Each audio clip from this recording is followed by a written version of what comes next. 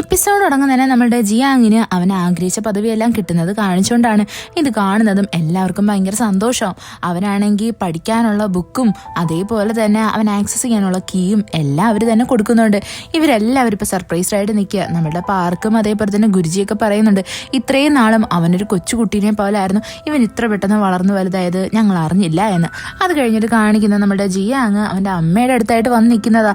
അവിടെ എത്തുന്നതും നമ്മളുടെ ജിയാങ്ങിന്റെ വളർത്തമ്മ പറയും, നിന്റെ അമ്മയും ഭയങ്കര പവർഫുൾ ആയിട്ടുള്ള ഒരു ലേഡി ആയിരുന്നു എന്ന്. ഇത് നമ്മളുടെ ജിയാങ് ആദ്യമായിട്ടാണ് അറിയുന്നത്. യഥാർത്ഥത്തിൽ നമ്മളുടെ മുദോക്കിനും ഇപ്പോൾ നമ്മളുടെ ജിയാങ്ങിനെ കാണുമ്പോൾ ഒരു ചെറിയ ഫീലിംഗ് ഒക്കെ ഉണ്ട്. അവൾ അവനെ നോക്കിക്കൊണ്ട് നിൽക്കും. അത് കഴിഞ്ഞിട്ട് കാണിക്കുന്ന ജിയാങ് ഒരു പാർട്ടിക്ക് പോകാൻ വേണ്ടിയിട്ട് നിൽക്കുന്നതാണ്. അവിടെയായിട്ട് ഡ്രിങ്ക്സ് ഓവർ ആവാണ്ടിരിക്കാൻ വേണ്ടിയിട്ട് അവരൊരു ടാബ്ലറ്റ് കഴിക്കും. അത് നമ്മളുടെ ജിയാങ് ആണെങ്കിൽ പകുതിയായിട്ട് മുറിക്കും. ഇത് കാണുന്നത് അവന്റെ വളർത്തമ്മ വിചാരിക്കും അവർക്ക് കൊടുക്കാൻ വേണ്ടിയിട്ടായിരിക്കുമെന്ന്. എന്നാൽ ഇതവ നേരെ കൊടുക്കുന്നത് നമ്മളുടെ മുദോക്കിനാണ്. ഇത് കാണുന്നതും അവന്റെ വളർത്തമ്മ അവിടെ നിന്ന് പിണങ്ങി അങ്ങ് പോവും. അത് കഴിഞ്ഞിട്ട് കാണിക്കുന്ന ജിന്നും അതേപോലെ തന്നെ ആ ക്യൂവിനോട് സംസാരിക്കുന്നതാ. അവര് പറയുന്നത് തന്നെ ഇത്രയും പവർഫുൾ ആയിട്ടുള്ള കിങ് സ്റ്റാർ ഉള്ള മോൻ ഉണ്ടായിട്ട് എന്തുകൊണ്ടായിരിക്കും ജിയാങ്ങിന്റെ അച്ഛൻ അത് യൂസ് ചെയ്ത് ഈ ഒരു രാജ്യം തന്നെ വെട്ടിപ്പിടിക്കാഞ്ഞത് എന്ന്. അവിടെയായിട്ട് അവർ പറയുന്നുണ്ട്, അതായത് നമ്മളുടെ ജിൻ ഫാമിലിയിലുള്ള മൂത്തൊരു പെൺകുട്ടി കാണാതെ പോയെന്ന് പറഞ്ഞില്ലേ, അവളെ യൂസ് ചെയ്തിട്ട് നമ്മളുടെ ഈ ജിന്നാണെങ്കിൽ ആ വൈറ്റ് സ്റ്റോൺ എടുക്കാൻ വേണ്ടിയിട്ട് നോക്കിയിട്ടുണ്ടായിരുന്നു. അതും 10 വർഷങ്ങൾക്ക് മുന്നേ ആയിട്ട്. എന്നാൽ ഈ കൊച്ചു പെൺകുട്ടിക്കാണെങ്കിൽ ആ പവറിനെ കൺട്രോൾ ചെയ്യാൻ പറ്റാത്തതുകൊണ്ട് അവളങ്ങ് മരിച്ചുപോയി. എന്നാൽ ആ സത്യം ആരുടെ പറഞ്ഞിട്ടില്ല. ഇപ്പോഴും അവള് കാണാതായി എന്നാണ് എല്ലാവരും പറഞ്ഞിരിക്കുന്നത് എന്നൊക്കെ നമ്മളുടെ ജിൻ അവിടെ നിന്ന് സംസാരിക്കും. അത് കഴിഞ്ഞിട്ട് കാണിക്കുന്ന കണ്ണ് കാണാൻ വയ്യാത്ത ഒരു പെൺകുട്ടീനെയാണ്. അവളുടെ ഈ അവസ്ഥ കണ്ടിട്ട് ഒരുപാട് ആൾക്കാര് അവക്കാണെങ്കിൽ ഫുഡൊക്കെ കൊടുക്കുന്നുണ്ട്. എന്നാൽ യഥാർത്ഥത്തിൽ ഇവക്ക് കണ്ണ് കാണാം. ഇവളെ ആൾക്കാരെ പറ്റിക്കുക ചെയ്യുന്നത്. ഇവളുടെ കഴുത്തിലായിട്ട് ഒരു സ്കാർഫും കാണാം. അതിനകത്തൊരു പ്രത്യേകതരം എംബ്രോയിഡറിയും ചെയ്തിട്ടുണ്ട്. അത് കഴിഞ്ഞിട്ട് കാണിക്കുന്ന നമ്മുടെ ജിയാങ്ങും എല്ലാവരും കൂടി പാർട്ടി അറ്റൻഡ് ചെയ്യാൻ വേണ്ടിയിട്ട് വരുന്നതാ. അവിടെ നമ്മളുടെ സിയോങ് ഭയങ്കര വിഷമത്തിലായിരുന്നു.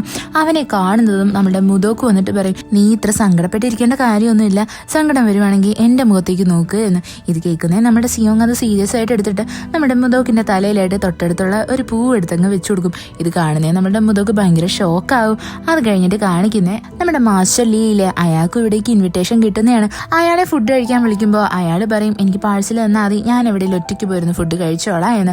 അയാൾ ഇങ്ങനെ പറയാനുള്ള റീസൺ എന്ന് വെച്ച് കഴിഞ്ഞാൽ പെണ്ണുങ്ങളുടെ പെർഫ്യൂമും പെണ്ണുങ്ങളുടെ പ്രസൻസ് ആൽക്കഹോളിന്റെ സ്മെല്ല് അതൊക്കെ അയാളുടെ ഒരു വൈരാഗ്യ ജീവിതത്തിനെ ഭയങ്കര മോശമായിട്ട് ബാധിക്കും.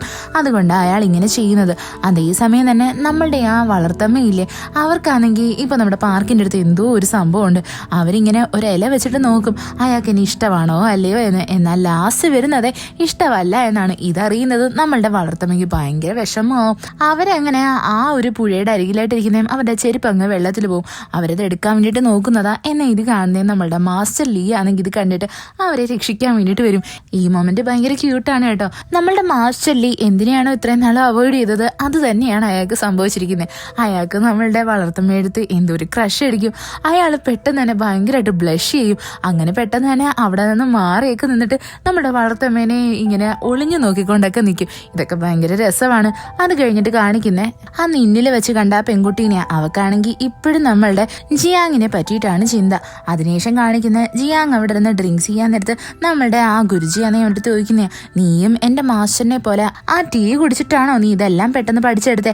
എന്നാൽ നമ്മളുടെ ജിയാങ് അവിടെ അല്ല എന്ന് കള്ളം പറയും. നമ്മളുടെ ജിയാങ് ആണെങ്കിൽ ചോദിക്കുന്നുണ്ട്, അതായത് ആൽക്കമിയോസോട് നല്ലൊരു കാര്യത്തിന് വേണ്ടിയിട്ട് യൂസ് ചെയ്ത് കഴിഞ്ഞാൽ എന്താണ് തെറ്റ് എന്ന്. ഇവൻ ഇവിടെ ഇതിനെപ്പറ്റി സംസാരിക്കുന്ന തന്നെ നമ്മുടെ നക്സുനെ മൈൻഡിൽ വെച്ചിട്ടാ. എന്നാൽ ഇതൊന്നും അക്സെപ്റ്റ് ചെയ്യാൻ വേറെ ആരും റെഡി ആയിരുന്നില്ല. അത് കഴിഞ്ഞിട്ട് കാണിക്കുന്നത് ആ സ്ഥലത്തായിട്ട് നമ്മുടെ ക്രൗൺ പ്രിൻസ് വരുന്നതാ. എല്ലാവരും വിചാരിക്കും അവൻ വീണ്ടും ഫൈറ്റ് ചെയ്യാൻ വേണ്ടിയിട്ട് വന്നതാ എന്ന്. എന്നാൽ നമ്മുടെ ക്രൗൺ പ്രിൻസ് എല്ലാവരുടെയും മുമ്പിൽ വെച്ചിട്ട് നമ്മുടെ ജിയാങ്ങിനെ അപ്രീഷിയേറ്റ് ചെയ്യും. എന്നിട്ട് അവനായിട്ട് ഒരു സ്ട്രോങ് ആയിട്ടുള്ള വൈനും കൊടുക്കും. ഇത് കാണുന്നേ നമ്മുടെ മുദോക്ക് നമ്മുടെ ക്രൗൺ പ്രിൻസിനെ ഭയങ്കരമായിട്ട് പൊക്കി പറയും, ഇത്രയും നല്ലൊരു ധീരൻ ഈ രാജ്യത്ത് വേറെ ഇല്ല എന്നും പറഞ്ഞിട്ട്. അത് കഴിഞ്ഞിട്ട് കാണിക്കുന്നത് നമ്മുടെ ആ ജിൻ ഫാമിലിയിലാണ്. അവിടെയാണെങ്കിൽ ആ ലേഡിയുടെ ഭർത്താവില്ലേ, അയാൾ ഒരു കണ്ണ് കാണാത്ത പെൺകുട്ടിനെ കൊണ്ടുവന്നിട്ടുണ്ട്. അവരുടെ മോളാണോ എന്ന് ഡൗട്ടും പറഞ്ഞിട്ട് ആ കൊച്ചിനെ കൊണ്ടുവന്ന് ആ ഒരു ഗുഹയുടെ അടുത്ത് വരുന്നതും ആ കൊച്ചിനത് തുറക്കാനൊന്നും പറ്റത്തില്ല. അപ്പോഴേ മനസ്സിലാവും ഇത് അവരുടെ മോളല്ല എന്ന്. അവിടെയായിട്ട് ഈ ലേഡി അവരുടെ ഹസ്ബൻഡിൻ്റെ അടുത്ത് പറയും, ഇനിയിപ്പോൾ നിങ്ങൾ നമ്മളുടെ മോളെ അന്വേഷിച്ച് നടക്കണ്ട, എൻ്റെ അടുത്ത് ജിൻ പറഞ്ഞു അവൻ എന്നെ ഹെൽപ്പ് ചെയ്യാമെന്ന്. അത് കഴിഞ്ഞിട്ട് ഈ ലേഡി നേരെ പോകുന്നത് ഇവരുടെ ഈ മൂത്ത മോളുടെ റൂമിലായിട്ടാണ്. ഇവരാണെങ്കിൽ ആ പെൺകുട്ടിക്ക് വേണ്ടിയിട്ട് ഒരു പ്രത്യേകതരം സ്കാർഫ് തന്നെ നിർമ്മിച്ചു വെച്ചിട്ടുണ്ട്. ആ സ്കാർഫിനകത്ത് ഒരു എംബ്രോയിഡറിയും ഉണ്ട്. അവരത് എടുത്ത് വെച്ച് നോക്കിയിട്ട് അവരുടെ മോളെ ഭയങ്കരമായിട്ട് മിസ് ചെയ്യും. അത് കഴിഞ്ഞിട്ട് കാണിക്കുന്ന നേരത്തെ കാണിച്ച കണ്ണ് കാണാത്ത അഭിനയിക്കുന്ന പെങ്കുച്ചില്ലേ, അവളാണെങ്കിൽ നമ്മളുടെ മുദോക്കിനെ കാണാൻ വേണ്ടിയിട്ട് ആ പാർട്ടി നടക്കുന്ന സ്ഥലത്തായിട്ട് വരുന്നതാ. അവള് അതിൻ്റെ അകത്ത് എൻട്രി ചെയ്യാൻ വേണ്ടിയിട്ട് പറയും എൻ്റെ കയ്യിൽ ഒരുപാട് പവേഴ്സ് ഉണ്ടെന്നും പറഞ്ഞിട്ട് അവിടുത്തെ ഭടന്മാരത്തൊക്കെ ഫൈറ്റ് ചെയ്യാൻ വേണ്ടിയിട്ട് തുടങ്ങും. എന്നാൽ ഇവളുടെ കയ്യിൽ വലിയ പവേഴ്സ് ഒന്നും ഇല്ല. അതേസമയം തന്നെ നമ്മുടെ ക്രൗൺ പ്രിൻസ് ആണെങ്കിൽ മുതോക്കിന് വേണ്ടിയിട്ട് വെയിറ്റ് ചെയ്ത് നിൽക്കുമായിരുന്നു. അവള് കറക്റ്റ് സമയത്ത് തന്നെ അവിടേക്ക് വരും. അവളാണെങ്കിൽ നമ്മളുടെ ക്രൗൺ പ്രിൻസിനെ ഭയങ്കരമായിട്ട് പൊക്കി പറയും. ഇതൊക്കെ കേൾക്കാൻ അവന് ഭയങ്കര ഇഷ്ടമാണ്. അവൻ ചോദിക്കും ഞാൻ നിനക്ക് തന്ന പൗച്ച് എന്ത് ചെയ്യുന്നു. അപ്പൊ അവളാണെങ്കിൽ അവളുടെ ഡ്രസ്സിന്റെ അകത്തുനിന്ന് അത് എടുത്തു തരും. ഇത് കാണുന്നേ ക്രൗൺ പ്രിൻസിന് ഭയങ്കര സന്തോഷവും. എന്താന്ന് വെച്ചാൽ അവൻ കൊടുത്ത സംഭവം അവളുടെ ഹൃദയത്തോട് ചേർത്തല്ലേ വെച്ചേക്കുന്നത്. അത് കഴിഞ്ഞിട്ട് കാണിക്കുന്നത് തന്നെ നമ്മളുടെ ജിയാങ് ആണെങ്കിൽ ക്ലാസ് അറ്റൻഡ് ചെയ്യാൻ വേണ്ടിയിട്ട് ആ ഒരു പ്രത്യേക കവാടമുള്ള സ്കൂളില്ലേ അവിടേക്ക് പോകുന്നതാ. അവിടെയുള്ള ഭടന്മാര് നമ്മളുടെ മുതോക്കിനടുത്ത് പറയും നിനക്ക് ഇവിടേക്ക് എൻ്റർ ആവാൻ പറ്റത്തില്ല, ഇവിടെ പഠിക്കുന്നവർക്ക് മാത്രമേ ഇതിന്റെ അകത്ത് കയറാൻ പറ്റത്തുള്ളൂ എന്ന്. അങ്ങനെ നമ്മളുടെ മുതോക്കിനെ അവിടെ തടഞ്ഞു വെക്കും. അവൾക്ക് നല്ല വിഷമമുണ്ട്. അവളുടെ അടുത്ത് നമ്മളുടെ സിയോങ്ങും പാക്ജിനും ഒക്കെ പറയും ഇത് ഇവിടുത്തെ റൂളാണ്, നിനക്ക് കയറാൻ പറ്റത്തില്ല എന്ന്. അവളുടെ മാക്സിമം ട്രൈ ചെയ്ത് നോക്കും. എന്നാൽ ഒന്നും നടക്കത്തില്ല. അത് കഴിഞ്ഞിട്ട് കാണിക്കുന്നത് നമ്മളുടെ ജിയാങ്ങിനെയാണെങ്കിൽ ആ ഗുരുജി അയാളുടെ വീട്ടിലായിട്ട് കൊണ്ടുവരുന്ന അയാളുടെ ചെറുമോള് തന്നെയാണ് മറ്റേ സുന്ദരിയായിട്ടുള്ള പെങ്കൊച്ച്. ഗുരുജി ആണെങ്കിൽ നമ്മുടെ ജിയാങ്ങിനെ പരിചയപ്പെടുത്തി കൊടുക്കും. അവനിപ്പോ ബോധവും ഇല്ലല്ലോ. അതേപോലെ തന്നെ അവിടെ നല്ലതുപോലെ മഴ പെയ്യുന്നുണ്ടായിരുന്നു. നമ്മുടെ മുതോക്ക് അവിടെ ജിയാങ്ങിന് വേണ്ടിയിട്ട് വെയിറ്റ് ചെയ്തിരിക്കുക. ഇത് കാണുന്നേയും സിയോങ് വന്നിട്ട് അവളുടെ കയ്യിൽ ഒരു കൊട കൊടുക്കും. എന്നിട്ട് പറയും നീ ഇവിടെ വെയിറ്റ് ചെയ്തിരിക്കേണ്ട, വെറുതെയാണ്, നീ നിന്റെ വീട്ടിലോട്ട് പോയെന്ന്. ഇത് കേൾക്കുന്നേ നമ്മളുടെ മുതോക്കിന് ഭയങ്കര സങ്കടമാവും. അത് കഴിഞ്ഞ് കാണിക്കുന്ന അടുത്ത ദിവസം രാവിലെയാണ്. നമ്മളുടെ ജിയാങ് ആണെങ്കിൽ കണ്ണൂർന്ന് നോക്കുമ്പോൾ അവിടെയായിട്ട് മറ്റേ സുന്ദരി പെണ്ണിന്റെ മെയ്ഡ് ഉണ്ടായിരുന്നു. ഇവരെ കാണുന്നേ നമ്മളുടെ ജിയാങ്ങിന് ആ പെണ്ണിനെ ഓർമ്മ വരും. അവൻ വേഗം തന്നെ അവളെ കാണാൻ വേണ്ടിയിട്ട് ചെല്ലും. അവിടെ അവളാണെങ്കിൽ നമ്മളുടെ ഈ ഗുരുജിയുടെയും പാർക്കിന്റെയും അതേപോലെ തന്നെ വളർത്തമ്മയുടെ ഒക്കെ കൂടി ഫുഡ് കഴിക്കുമായിരുന്നു. ജിയാങ് വേഗം തന്നെ അവളുടെ അടുത്ത് വന്നിട്ട് ഒരു പേഴ്സണൽ കാര്യം പറയണമെന്ന് പറഞ്ഞ് അവളുടെ കൈയെ പിടിച്ച് അവിടെ നിന്ന് കൂട്ടിക്കൊണ്ടങ്ങ് പോവും. ഇത് കാണുന്നതും എല്ലാവരും വിചാരിക്കും ഇവർ രണ്ടുപേർക്കും ഇടയിൽ എന്തോ ഒരു ഫീലിംഗ് അല്ലെങ്കിൽ ലവ് ഉണ്ട് എന്ന്. അത് കഴിഞ്ഞിട്ട് കാണിക്കുന്ന നമ്മുടെ ജിയാങ് ആ പെങ്കുശിന്റെ അടുത്ത് പറയും നീ അന്ന് നടന്ന സംഭവമൊന്നും ആരടുത്തും പറയരുത്, ആ അസിസ്റ്റന്റിനെ കൊന്നത് ഞാനാണെന്നും ആരടുത്തും പറയരുത് എന്ന്. ഇത് കേൾക്കുന്നതും അവൾ അതിന് ഓക്കെ പറയും. അവള് പറയും എല്ലാവരും പറയുന്നത് ഞാൻ നിന്റെ അമ്മേനെ പോലെ ഇരിക്കുന്നേ എന്നാ. ഇത് കേൾക്കുന്നേ നമ്മുടെ ജിയാങ് പറയും ഞാൻ എൻ്റെ അമ്മേനെ നേരിട്ട് കണ്ടിട്ടില്ല. ഇത് കേൾക്കുന്നതും അവക്കൊരുമാതിരിയാവും. അതേപോലെ തന്നെ ജിയാങ്ങും ഭയങ്കര ഇമോഷണൽ ആവും. അവൻ അവിടെ നിന്നങ്ങ് പോവും. നേരെ പോകുന്നതേ നമ്മളുടെ മുതോക്കിനെ പറ്റി അന്വേഷിക്കാനാ. അപ്പൊ അവര് പറയും മുതോക്ക് അങ്ങ് വീട്ടിൽ പോയി എന്ന്. നമ്മളുടെ ജിയാങ് ആണെങ്കിൽ ഇത് വിശ്വസിക്കാൻ റെഡി ആയിരുന്നില്ല. ഇത് കേൾക്കുന്നത് നമ്മളുടെ സിയോക്കും അതേപോലെ പാക്ജിനും കൂടി പറയും എന്നാലും മുതോക്ക് യഥാർത്ഥത്തിൽ ഇന്നലെ രാത്രി അവിടെ അവന് വേണ്ടിയിട്ട് വെയിറ്റ് ചെയ്തിരുന്നില്ലേ എന്ന്. സിയോങ് ഭയങ്കര കൺഫ്യൂസ്ഡ് ആയിരുന്നു അവൾ എന്തിനാണ് അങ്ങനെ ചെയ്തത് എന്ന് ആലോചിച്ചിട്ട്. അവിടെ നമ്മളുടെ ജിയാങ് നേരെ വരുന്നതേ പാർക്കിന്റെ അടുത്ത് സംസാരിക്കാനാ. എന്തിനാണ് ഇങ്ങനെയുള്ള റൂളൊക്കെ വെച്ചേക്കുന്നത് എന്ന് ചോദിക്കാൻ. എന്നാൽ അതിന് മുന്നേ ആയിട്ട് പാർക്ക് അവൻ്റെ അടുത്ത് ക്വസ്റ്റ്യൻ ചോദിക്കാൻ തുടങ്ങും. നിനക്ക് ഈ പറഞ്ഞ വിദ്യകളൊക്കെ പഠിപ്പിച്ചെന്നത് ആരാണ്? ഇതിനും ആ മേഡിനും തമ്മിൽ എന്തെങ്കിലും ബന്ധമുണ്ടോ? അവളാണോ നിന്റെ മാസ്റ്ററിന്റെ ഇടയിൽ മീഡിയേറ്റർ ആയിട്ട് നിൽക്കുന്നത്? അങ്ങനെയൊക്കെ ഓരോന്ന് ചോദിക്കും. അപ്പൊ നമ്മുടെ ജിയാങ് പറയും ഇത്രയും നാളും എല്ലാവരും എന്നെ ഒരു സാധാരണക്കാരനായിട്ടാണ് കണ്ടിരുന്നത്, ഇപ്പൊ എല്ലാവരും മാറ്റി പറയുന്നു. എനിക്ക് അതുകൊണ്ട് തന്നെ ഒരു റൂമെല്ലാം വിശ്വാസമില്ല. എന്നാൽ നമ്മളുടെ ജിയാങ്ങിന് നന്നായിട്ട് അറിയാം മുതോക്കിന്റെ കാര്യത്തിൽ അവനിപ്പോ വാശി പിടിച്ചു കഴിഞ്ഞാൽ അവളെ പറ്റി എല്ലാവരും നന്നായിട്ട് അന്വേഷിക്കും. അപ്പോൾ അവളൊരു സോൾ ഷിഫ്റ്ററാന്ന് അറിഞ്ഞു കഴിഞ്ഞാൽ അവളെ എല്ലാവരും കൊന്നു കളയത്തില്ലേ. അതുകൊണ്ട് അവൻ അവിടെ നിന്ന് മിണ്ടാതെ അങ്ങ് പോവും. അവന് മേഡിന്റെ ആവശ്യമില്ല എന്നും പറഞ്ഞിട്ട്. അത് കഴിഞ്ഞ് കാണിക്കുന്നേ നമ്മളുടെ ജിയാങ് ആണെങ്കിൽ അവന്റെ റൂമിൽ നിൽക്കാൻ നേരത്ത് അവന്റെ വളർത്തമ്മ അവനെ കാണാൻ വരുന്നതാണ്. അവൻ്റെ അടുത്ത് ചോദിക്കും അല്ല നീയും ആ ഗുരുജിയുടെ ചെറുമോളും തമ്മിൽ എന്തുവാ ബന്ധം?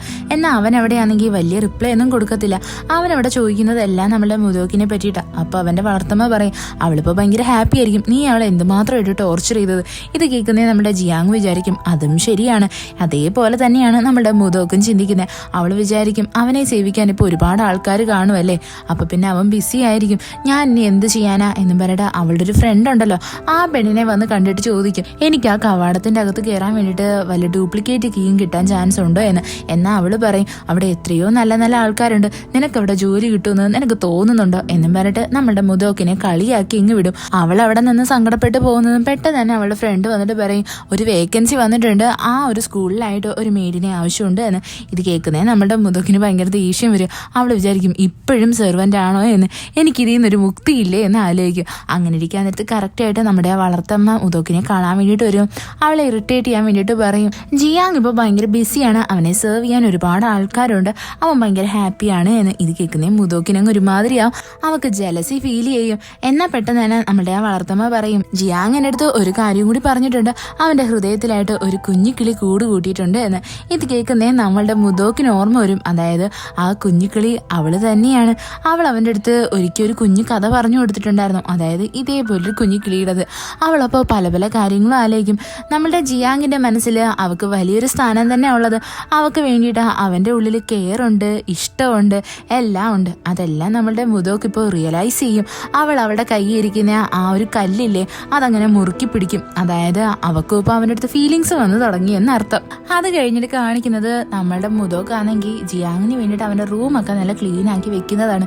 എന്നാൽ നമ്മളുടെ വളർത്തമ്മ വന്നിട്ട് പറയും അവൻ ഇപ്പോഴെങ്ങും വരാൻ പറ്റുമെന്ന് തോന്നുന്നില്ല, അവൻ ഭയങ്കര ബിസിയായെന്ന്. അവിടെ നമ്മളുടെ ജിയാങ് ആണെങ്കിൽ അവന് കൊടുക്കുന്ന ഓരോ ടാസ്കും പെട്ടെന്ന് കംപ്ലീറ്റ് ആക്കാൻ നോക്കും. അവസാനം അവന് കിട്ടുന്നത് തന്നെ ഒരു ബുക്കാണ്. അതാണെങ്കിൽ ഒരു പ്ലെയിൻ ബുക്കായിരുന്നു. അവൻ ആ കൊടുത്ത ബുക്കൊക്കെ വായിച്ചു തീർക്കും. എന്നാൽ ഈ ബുക്ക് മാത്രം അവന് വായിക്കാൻ പറ്റത്തില്ല. അവിടെയായിട്ട് എല്ലാവരും നമ്മളുടെ ജിയാങ്ങിനെ കളിയാക്കും. അവൻ ഇതുപോലും വായിക്കാൻ പറ്റത്തില്ലേ എന്ന് ചോദിച്ചിട്ട്. എന്നാൽ ഇത് കേൾക്കുന്ന നമ്മളുടെ സിയോങ് ആണെങ്കിൽ ജിയാങ്ങിനെ നല്ലതുപോലെ പൊക്കി പറയും, നിങ്ങൾ ആരും അവൻ എത്തിയ ആ ഒരു ലെവല് പോലും റീച്ച് ആയിട്ടില്ല, എന്നിട്ടാണ് നിങ്ങൾ ഇങ്ങനെയൊക്കെ പറയുന്നത്. അവൻ ഇപ്പോഴല്ലേ പ്രാക്ടീസ് ചെയ്യാൻ തുടങ്ങിയത്, അപ്പോൾ അവൻ ഉടനെ തന്നെ എല്ലാം കരസ്ഥമാക്കും എന്നും പറഞ്ഞിട്ട്. അത് കഴിഞ്ഞിട്ട് കാണിക്കുന്ന നമ്മുടെ ജിയാങ് ആണെങ്കിൽ ആ ബുക്ക് വായിക്കാൻ വേണ്ടിയിട്ട് മാക്സിമം ട്രൈ ചെയ്യുന്നതാ. യഥാർത്ഥത്തിൽ നമ്മളുടെ പാർക്ക് നമ്മളുടെ ജിയാങ്ങിനെ സ്റ്റക്കാക്കാൻ വേണ്ടിയിട്ട് തന്നെ ഈ ബുക്ക് കൊടുത്തിരിക്കുന്നത്. എന്താന്ന് വെച്ചാൽ ഇതങ്ങനെ നിസ്സാരമായിട്ട് വായിക്കാനൊന്നും പറ്റത്തില്ല. നമ്മുടെ പാർക്കിനായിരുന്ന കൂടി ജിയാങ് പെട്ടെന്ന് തന്നെ ഈ ഒരു ക്ലാസ് ഒക്കെ കഴിഞ്ഞ് പുറത്തിറങ്ങണമെന്ന് ഒരാഗ്രഹവും ഇല്ല. അവൻ പറയുന്നത് തന്നെ നമ്മളുടെ ജിയാങ്ങിന്റെ അച്ഛൻ അങ്ങാണം ഈ സത്യം അറിഞ്ഞു കഴിഞ്ഞാൽ അവൻ പെട്ടെന്ന് തന്നെ ഇങ്ങോട്ടേക്ക് വരൂ എന്നൊക്കെയാണ്. നമ്മളുടെ ജിയാങ്ങിനെ കാണാൻ വേണ്ടിയിട്ട് മറ്റേ ആ ഗുരുജിയുടെ ചെറുമോളില്ലേ അവള് വരും. അവളുടെ പേര് യൂൻ എന്നാണ് കേട്ടോ. അവളാണെങ്കിൽ നമ്മുടെ ജിയാങ്ങിനെ പറ്റി കേട്ടേക്കുന്ന എല്ലാം ഭയങ്കര മോശമായിട്ടാണ്. എങ്കിലും അവൾക്ക് ഇപ്പോഴും അവനെ ഭയങ്കര ഇഷ്ടമാണ്. അവൾ അവനെ കാണാൻ വേണ്ടിയിട്ട് വരാൻ തീരുമാനിക്കും. അതേസമയം തന്നെ നമ്മുടെ ജിയാങ് ആ ബുക്കിനകത്താണെങ്കിൽ ഇങ്കൊഴിച്ച് നോക്കും, കത്തിച്ചു നോക്കും. എന്നിട്ടൊന്നും അവൻ അതിനകത്ത് ഒന്നും തന്നെ വായിക്കാൻ പറ്റത്തില്ല. അവന് ഭയങ്കര ദേഷ്യം വന്ന് ആ ബുക്ക് എടുത്ത് വലിച്ചെറിയും. അങ്ങനെ അവനാണെങ്കിൽ ആ ഒരു വീട്ടിൽ നിന്ന് എങ്ങനെയെങ്കിലും രക്ഷപ്പെടാൻ വേണ്ടി മതിൽ ചാടാൻ നോക്കുമ്പോൾ കറക്റ്റായിട്ട് അവിടേക്ക് ആ യൂൻ കയറി വരും. അപ്പോൾ നമ്മളുടെ ജിയാങ് അവളുടെ അടുത്ത് ഹെൽപ്പ് ചോദിക്കും, നീ എന്നെ സഹായിക്കണം, ഞാൻ വരുന്നത് വരെ നീ ഇവിടെ ഇരിക്കണം എന്നും പറഞ്ഞിട്ട്. അവനെങ്ങനെ നേരെ വരുന്നത് നമ്മളുടെ മുതോക്കിനെ കാണാൻ വേണ്ടിയിട്ടാണ്. എന്നാൽ നമ്മളുടെ മുതോക്കിന് ഇൻഫർമേഷൻ കിട്ടും അവളെ കാണാൻ വേണ്ടിയിട്ട് അവളുടെ മാസ്റ്റർ വന്നിട്ടുണ്ട് എന്ന്. അവൾ വേഗം തന്നെ വന്ന് നോക്കുമ്പോൾ അവിടെ എത്തിയിരിക്കുന്ന നമ്മളുടെ സിയോങ് ആയിരുന്നു. അവനെ കാണുന്നതും നമ്മളുടെ മുതോക്കും അങ്ങ് ഒരുമാതിരിയാവും. അവിടെ ഇവർ രണ്ടുപേർക്കിടയിൽ ഒരു ഡീല് തന്നെ ഉണ്ടായിരുന്നു. അങ്ങനെ നമ്മുടെ മുതോക്കാണെങ്കിൽ സിയോങ്ങിന് ഒരു കൊട വാങ്ങിച്ചു കൊടുക്കും. അവിടെ സിയോങ് പറയും, എനിക്ക് കൊട കാണുമ്പോൾ എല്ലാം എൻ്റെ പണ്ടത്തെ ഒരു ഫ്രണ്ടിനെ ഓർമ്മ വരുന്നേന്ന്.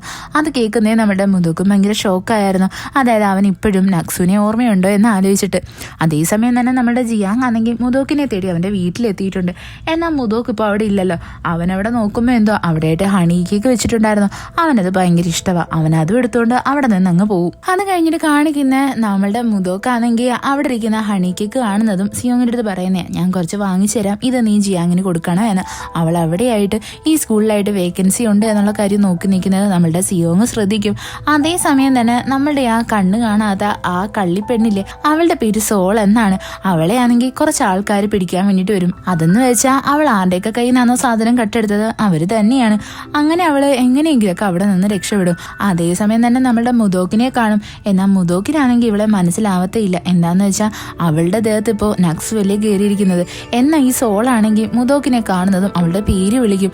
അവളിപ്പോൾ വിചാരിക്കും, എനിക്കിനി ആള് മാറിപ്പോയതാണോ, ഞാൻ കാണുന്ന സമയത്തെല്ലാം അവൾ അവളുടെ കണ്ണിലായിട്ട് ഈ ഒരു സ്കാർഫ് കെട്ടിയിട്ടുണ്ടായിരുന്നല്ലോ എന്നും പറഞ്ഞിട്ട് അവൾ ആ സ്കാർഫൊക്കെ നോക്കും. അതേസമയം തന്നെ വേറെയും കുറച്ച് ആൾക്കാർ വന്നിട്ട് നമ്മളുടെ ഈ സോളിനെ എടുത്തിട്ട് അടിക്കാനായിട്ട് തുടങ്ങും. ഇത് കണ്ടുകൊണ്ടിരിക്കുന്ന നമ്മളുടെ സിയോങ്ങിന് അങ്ങോട്ട് സഹിക്കത്തില്ല. അവൾ അവിടെ കണ്ണ് കാണാത്തതുപോലെ തന്നെ ആക്ട് ചെയ്യും.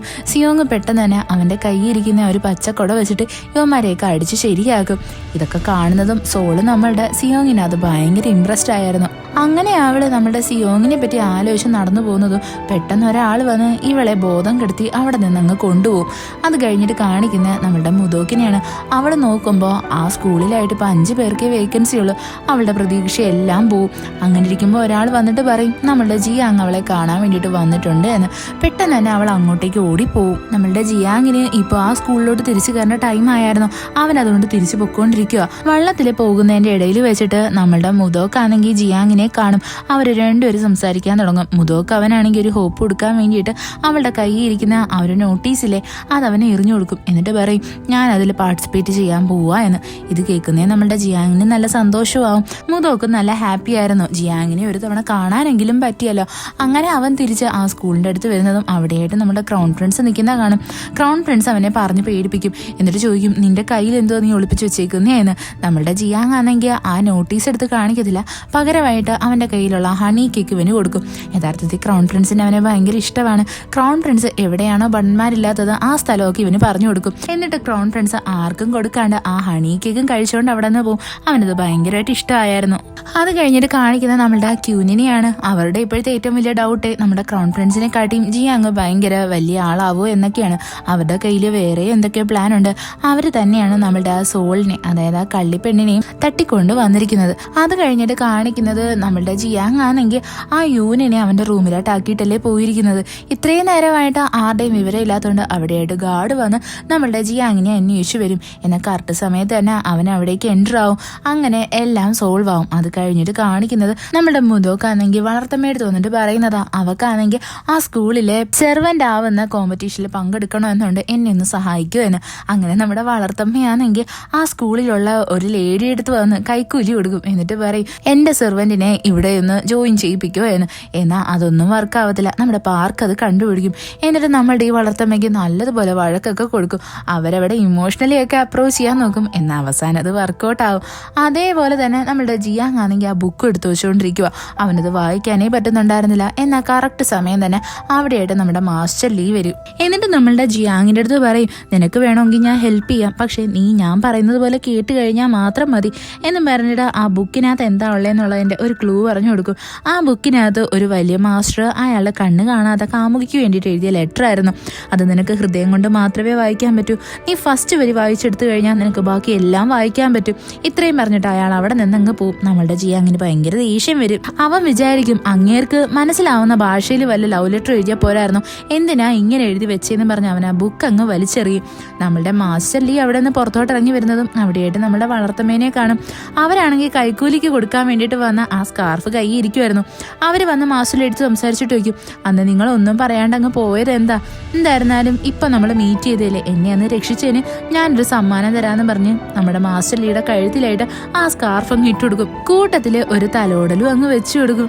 ഇത് കാണുന്നത് നമ്മുടെ മാസ്റ്റർ ലീ ഫ്ലാറ്റ്. അയാൾക്കാണെങ്കിൽ ഇപ്പൊ ഭയങ്കരമായിട്ട് ഫീലിങ്സ് വന്നിട്ടുണ്ട്. അയാളുടെ നോട്ടം കാണുമ്പോഴേ നമുക്ക് മനസ്സിലാവും.